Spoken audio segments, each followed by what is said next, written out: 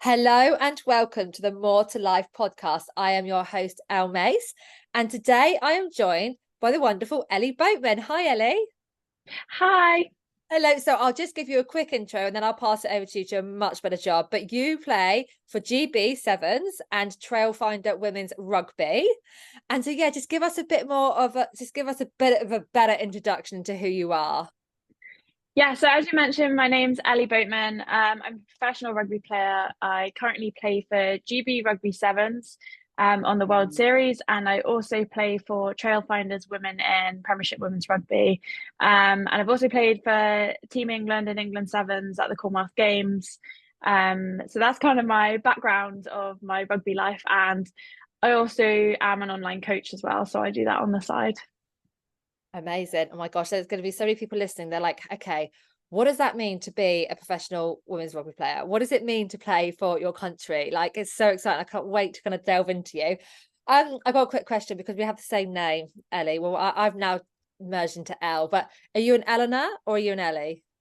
I'm an Eleanor, but I feel like so many people don't know that because, like, I've been away with people and they've suddenly seen my passport or something and they're Yeah, like, "Oh my God, your name's Eleanor," and I'm like, "Yeah, no one yeah. ever uses it." So I go by Ellie, but I am an Eleanor. Yeah, I am as well. I'm exactly the same. People will look at it and be like, oh, and also mine was spelled with the O-R at the end. So people say Eleanor, and I'm like, no, it's Same, same, same, same. it's Eleanor. But anyway, um, yeah, Ellie, it's a lovely name. I do approve. Okay, cool. So let's just start off then. You're also coming on this podcast amazingly to share quite a vulnerable story about yourself and your struggles with disordered eating, body image, etc., in a really also difficult world of being a professional and an athlete and having to perform and all the rest of it. So if you could just take us through, leaving the disordered eating bit for a second, just take us through kind of like your journey. How did you get into rugby? At what point did you? How long have you been doing it for? So like, how if if there's people listening thinking, oh, I'd love to do that. How did you do it? I was very much kind of born into it, to be honest. I've played since I was 4 years old. My dad has always played and coached, and my brother was playing. And I was going along every weekend to watch my brother play rugby, and I was like, I am bored of watching. I want to do it. So my parents let me join in, and I was like playing with boys mixed rugby up until I was about 11, and I was kind of always one of the only girls. I think there was maybe one or two others, but I was pretty much the only one in my particular team. And at the time at school as well, I had a really supportive school who let me play with the boys as well, and I was the only girl in that team.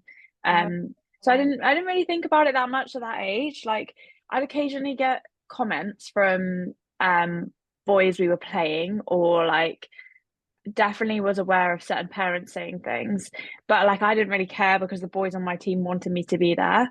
So I kind of, yeah, played with boys up until 11 and then had to move up to girls rugby because I think it may have changed now, but you have to move to girls rugby after you turn 11. So I moved up to like under 13 girls rugby, which was a change because I'd obviously spent my whole childhood playing with boys and then was thrown in with loads of girls who were yeah. young teenagers and stuff. So that was difficult in itself. Um, so yeah, played then, was kind of playing at like a county level. So back then you get put forward for like Surrey, Hampshire, like all those and play against each other. So I was kind of like working my way up through the different pathways. And then I hit secondary school and I wasn't allowed to play rugby at secondary school. I had to play netball, hockey, like other sports, which I loved doing. And I loved, like, I'd played loads of sports from a young age and I'll always encourage it. But it was hard that I couldn't be accepted for playing rugby then. Why were you not? And Why could you not? Just because of the school? yeah, and there were no girls' teams because obviously I couldn't play with boys anymore and they didn't want to make a girls' team. So I was playing for clubs still at the weekends, but like at school I couldn't play rugby anymore. And then you kind of get to that age where you're like 15, 16 and you want to fit in and you're like growing up as a woman and changing and everything. And people started kind of teasing me a bit for playing rugby. I definitely felt a little bit more of an outcast because of it at school.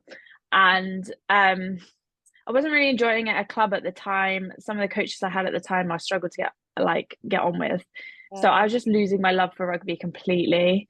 And I remember like sitting my parents down and I just decided to take a complete break, which was really hard to do at the time because my parents are so passionate about rugby. Yes, And I can imagine. yeah, exactly. And I didn't want to let them down. And so many people would say to my parents, like, oh, it's a wasted talent and make comments, but it wasn't making me happy. So I just didn't want to force my love for it. So I took a break and then went to university, was riding, had my own horse, Oh, like very wow. much not playing rugby.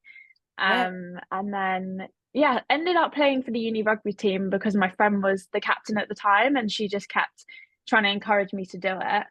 Um, and then yeah, I eventually started playing. We both scored like a hat trick in my first game with her, and then I just like fell back in love with it. And then ended up playing for the local team as well on the weekend. So I'd be playing for uni in the week and then the club on the weekend. And then it went from there really. And then I got a call, moved up to a premiership team after university, and then started working my way up from there. And then 2 years ago, almost 2 years ago, I got my first professional contract. So yeah, I wouldn't say I would like definitely meant to be a professional rugby player, but now I'm so happy that I am. And Yeah. mainly because when I was younger, it was never an option.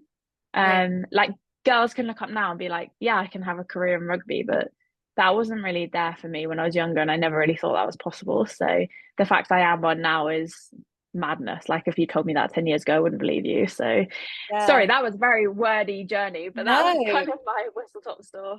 I'm actually kind of like thinking you got a natural talent for it. You're naturally good at rugby. Maybe that's because you've like developed that skill from such a young age as 4, but you're obviously naturally good because there doesn't feel like there's been too much of a push or a struggle to get picked or to be seen, or it's more you've kind of actually just been really good at it and people have come to you.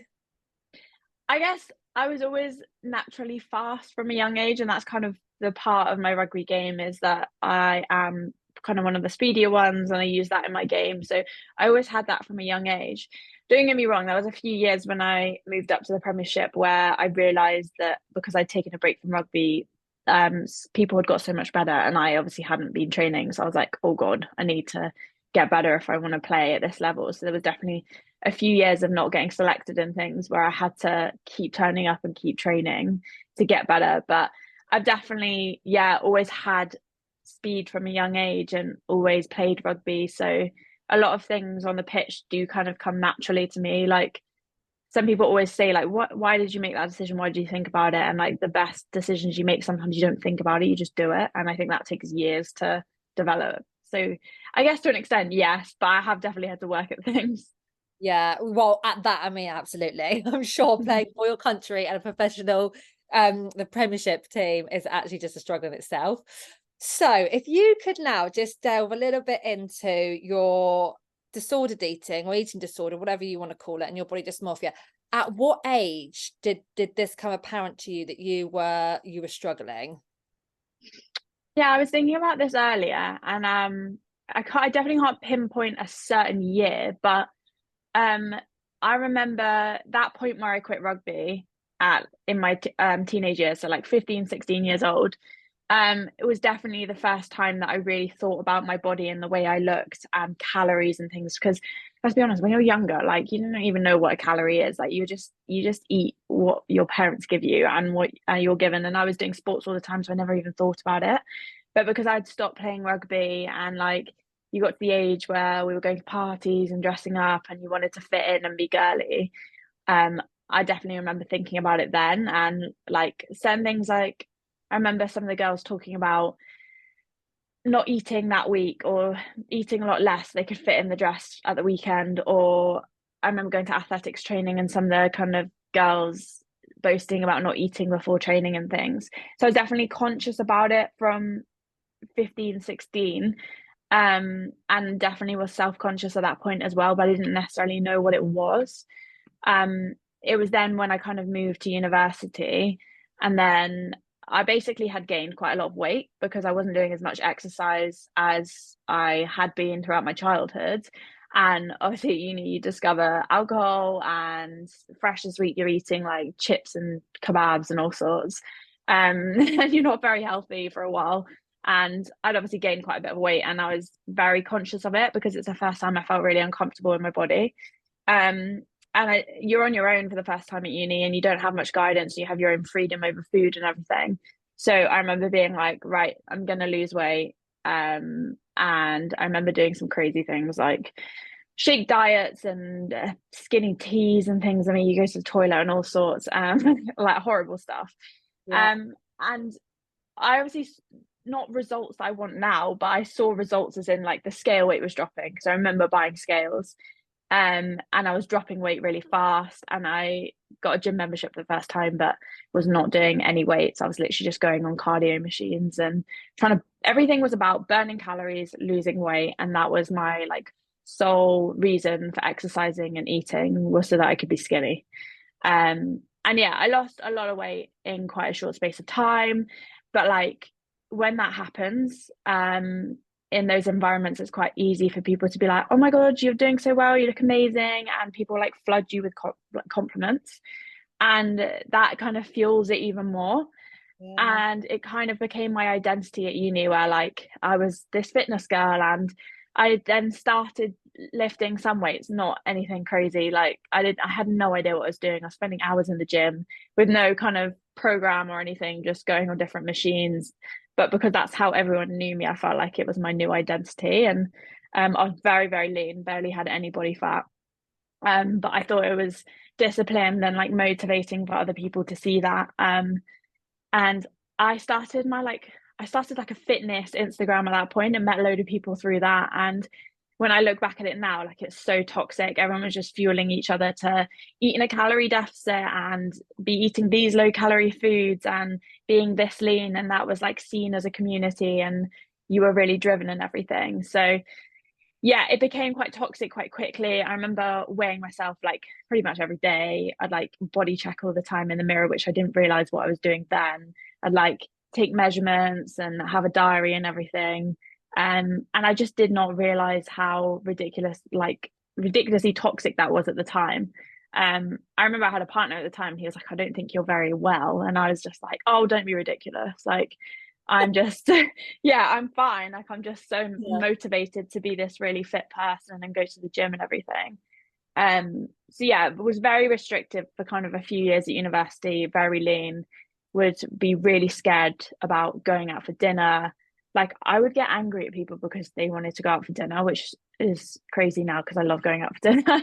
Yeah. um, but you just think that people aren't supporting your goal and stuff because you're so warped in looking a certain way. And I just did not realize how small I was getting. Like I look back at those photos now, and even when I got to like a certain, I called it like my goal weight.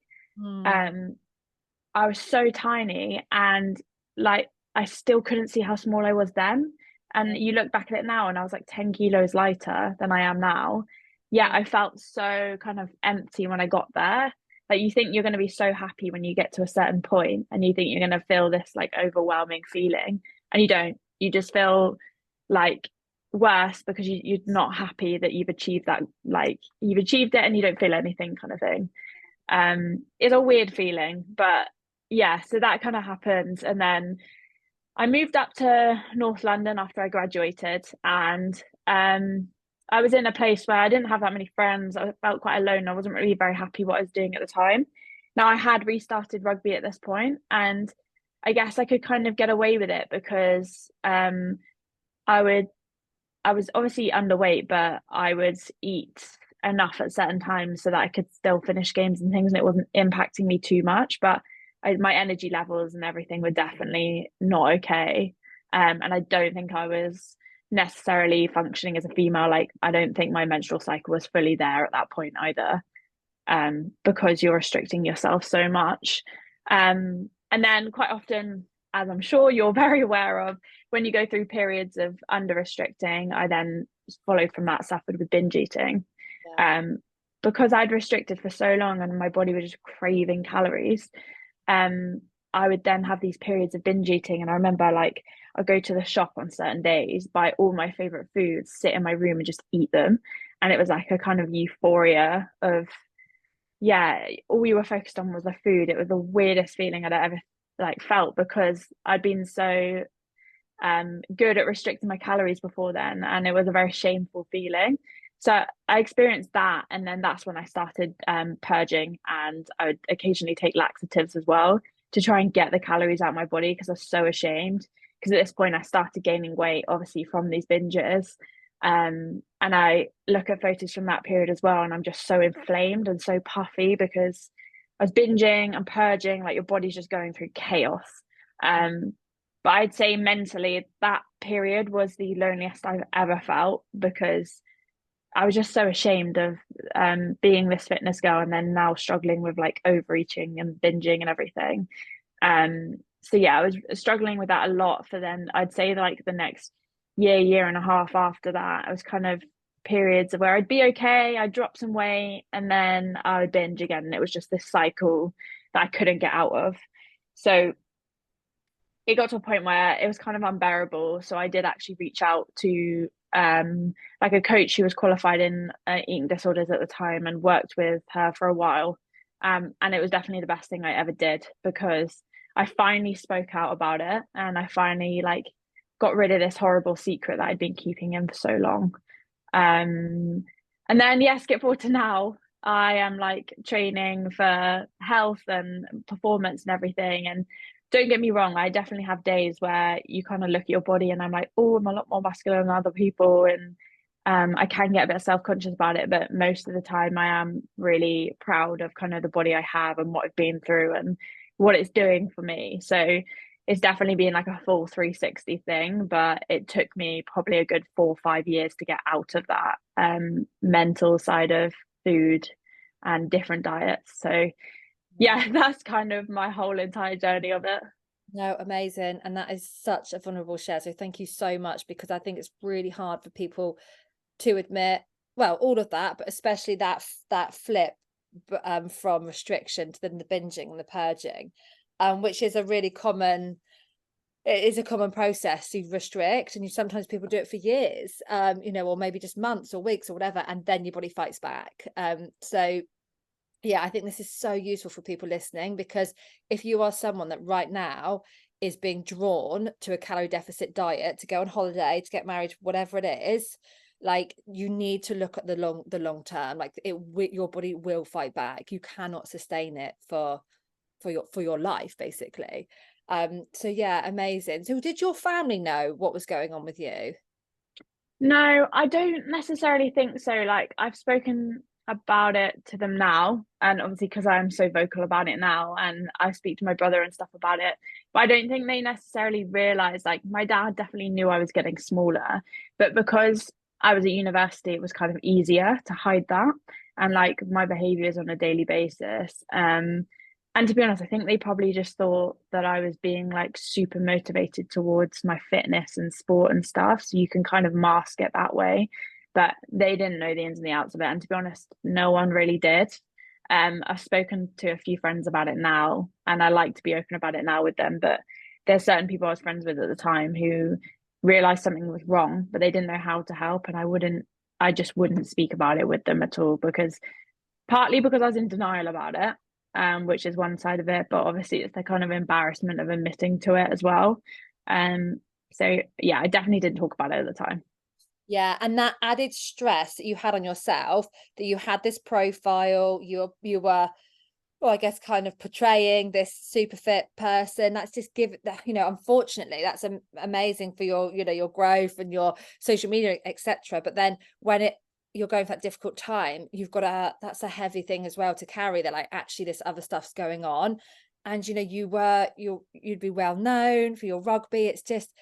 It's so difficult. And this is where so many, well, male and female, but female professional sports people really struggle, because they're in this dietary chaos. They're in that they're not well, but of course they don't want anyone to find out, because they need to be picked for the games and they need to perform well and just to keep that status up.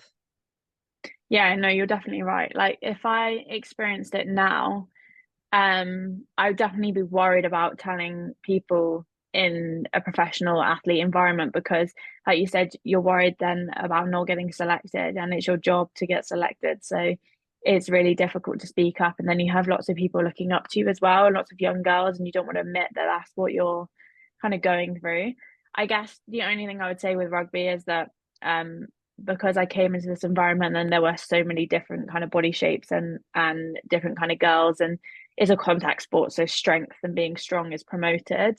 That has helped me because my training isn't around losing weight or anything. Like, I think I would probably struggle if I was in a sport where you had to also cut weight for a fight or a show or something.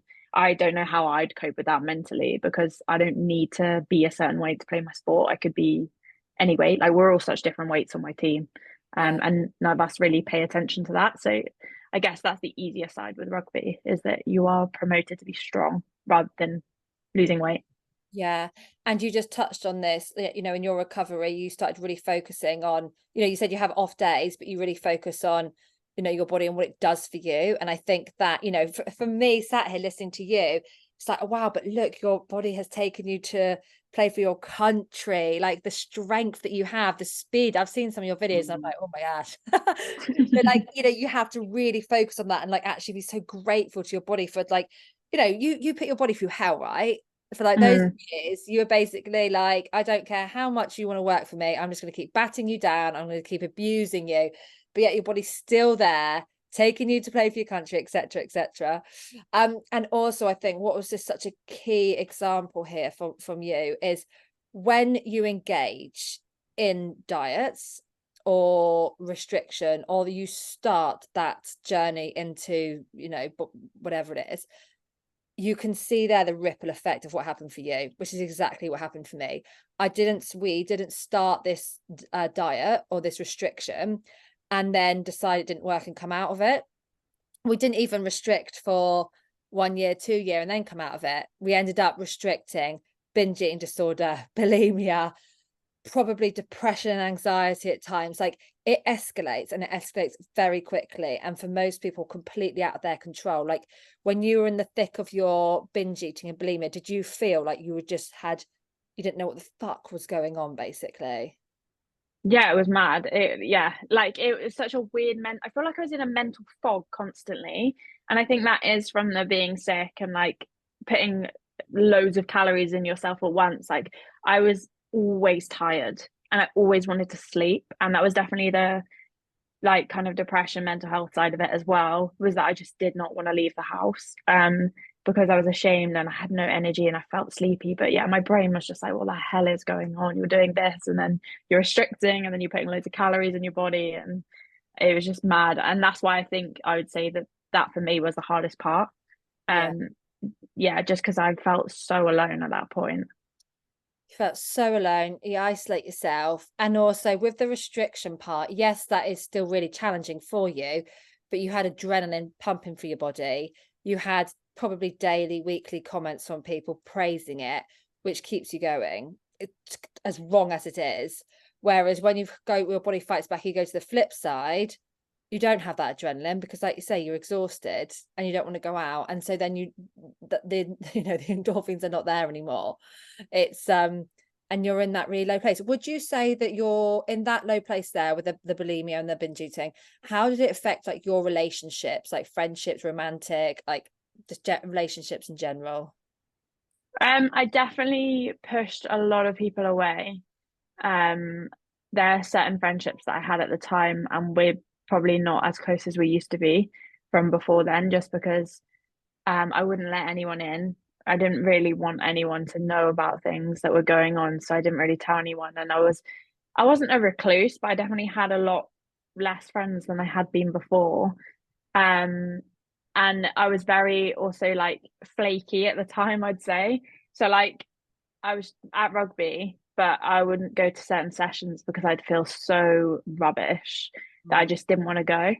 Um, so I would, yeah, flaky on people, kind of standoffish with people. I got into quite a toxic relationship at the time as well, because I was just so desperate to have someone close to me, I think, who I could spend all my time with. So it definitely wasn't a healthy mental point for me and the kind of relationships I had at the time. So yeah, I think that kind of reflected in my friendships and relationships for sure. And I also felt very distant from my family at that time as well, because I was living away from home and I also just didn't want to reach out to anyone. So yeah, it was definitely the loneliest part I've had for sure. Yeah. And your self-worth would have naturally been lower because, in your head, you're like, why can I not just not eat? Or why can I not just not purge? But obviously it's the disease, it takes over you. And so every time you kind of fail as such or fall off the bandwagon or do it again, you're just reminding yourself that like you're useless and you're not worthy. And that point there when you said about getting on the scales, I remember the day so well for myself, getting to that target weight, got on, and I was just like dead inside. I was like, well, I'll just have to push it again for another couple of pounds. I felt nothing. Like you said you felt Mm. empty. And Mm. that there is again, like, well, your self-worth is lowering again. Well, I thought I would feel amazing and I don't. So what else is wrong with me? What else can I attack on my image? Yeah. And I also used to put so much self-worth on like what the scale was saying that day. Like it would massively impact my mood on that day. And obviously then when you're going through binging, I still had scales then. Your body weight fluctuates like crazy because you will binge one day, it will go up quite a lot, and then you'll purge or whatever, or do laxatives or something, and then it goes down again. And it's just like forever up and down, which reflects in your mood as well. Because if it wasn't going down, then my day was ruined. And that's so sad to think about now because I still have to weigh myself occasionally now for sport, but I very much now see it as like a number and a variable that changes. And I know how much it fluctuates, and I don't base my happiness or that day on that scale weight because I know it's just a number. And like I wish I thought about that then, but then it was just everything to me, which is crazy. Yeah, I just had that thought actually, because when you like search for athletes on Google and it will say their name, their position, their height, and their weight. Is that very much still the case for the female professionals at the moment as well? Like your kind of profile passed along will have your weight and height on it. Yeah, quite often, which I always find a bit weird, especially in sevens, because no one really cares what weight you are. And I also think a lot of people rely on those as well because you're sent a page through by the media people and they'll just ask you to put down your weight. Like no one's weighing you. So I 100% all of those are completely inaccurate. So I don't even look at those anymore. But like so it used to be used in rugby because in the scrum in rugby. Do you know do you know a Yeah, lot about I've got rugby? it. I've got it. The Yeah. scrum, yeah. Yeah. So like for instance in the men's game in the scrum they put a lot of emphasis on like how heavy each pack is and how much people weigh.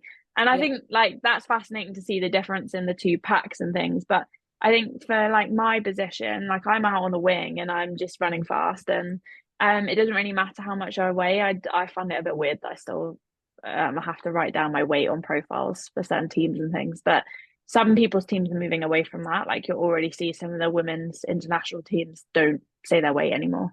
Yeah. Um, yeah, Yeah. I think it should move towards that personally. So would it be all right if you just wrote Ellie Boatman, weight, who cares? Send it back.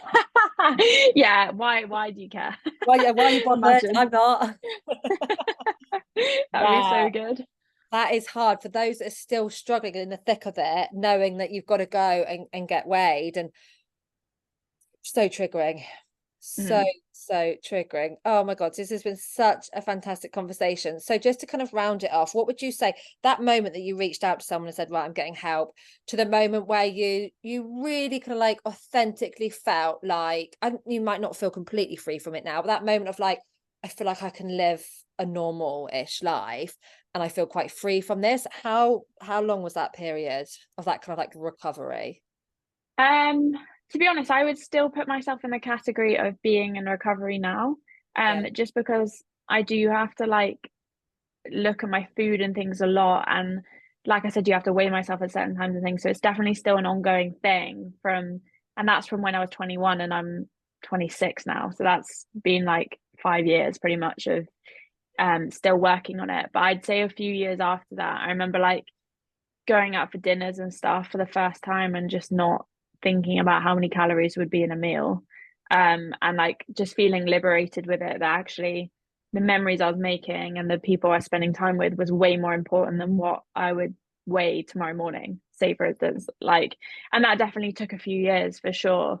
um I don't know how you get to that point. Like, it's difficult to know. I think sometimes it is just a mental switch in your brain where you are working with someone and you're, I think we did so many techniques about, like I said, what my body does for me and being grateful for things and actually the memories I make and the kind of mental side of it. So I guess it was like identifying mental triggers as well, that perhaps beforehand would have caused me to go back on a diet or restrict.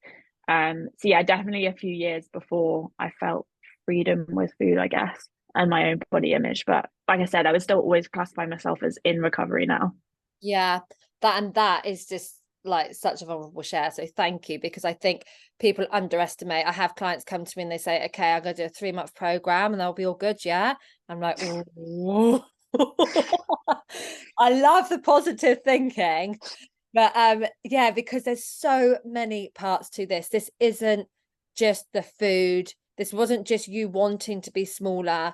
This is you building emotional resilience, you healing from trauma for whatever that looks like in your life, experiences, neuro pathways. This is so much that actually some of that recovery will just come through maturity. And Mm-hmm. actually, like, who knows whether it takes that part of the brain to mature to that level in 5 years or 10 years or whatever. And, you know, and your self-worth will all forever be increasing. And this stuff is quite associated, well, it is so very associated to self-worth. And there might be dips for you where, let's say, let's hope this doesn't happen, but next week they say you're not playing for GB. You then go into negative self-talk. That voice will come up. Oh, this isn't good. I don't like this. Let's have some crisp. Let's binge, you know. And that is where, you know, forever you're going to be going through ups and downs in your life. And that is where recovery realistically is can be quite a long process. But also the growth you find from recovery is like amazing. The growth that you would have had over the last 5 years will be incredible, and a growth that you may have never found anywhere else. No, I agree. And like, I think I've also accepted that a lot of women, we are emotional, like we are emotional beings, and quite often food is related to that. And like, I still know now, like sometimes eating certain foods does just make me feel better, or like there is an emotional link to that. And I try not to kind of fight that now. But I definitely don't use food as a comfort blanket like I was in that point, and that's definitely taken years. But you're right, like the whole point of it being my job now to be strong and healthy and everything, like I don't know whether I would have had that journey if it wasn't the fact that I then went into professional sport as well. Because if I was just the everyday person going to the gym and like only going to the gym and keeping fit to look a certain way rather than have another goal, then it would be so easy to slip back into those old feelings and habits. Whereas it's my job to be fit and strong and everything. So it's a slightly different mindset, I guess. Yeah. Yeah. Yeah, amazing. Oh, I'm sure that this podcast is helping so many people out there, whether you're a professional or not, an athlete or not, you just go to the gym or you don't, you just are in this cycle. Like, it doesn't matter. It's all relevant. So thank you so much for sharing your story. And where can people find you if they want to reach out to you? I'm very active on my Instagram and TikTok. That's kind of where you'll find me posting everything about my body image and about rugby and everything as well. So that is at Ellie Boatman _ on Instagram. And if you type in Ellie Boatman on TikTok, I also come up as well. So yeah, I'll be sharing things about my journey, but also about rugby and being strong with fit. And I love promoting that. So go and check it out. Amazing. Thank you so much for your time. No, thank you. I've loved being on, and keep spreading the word.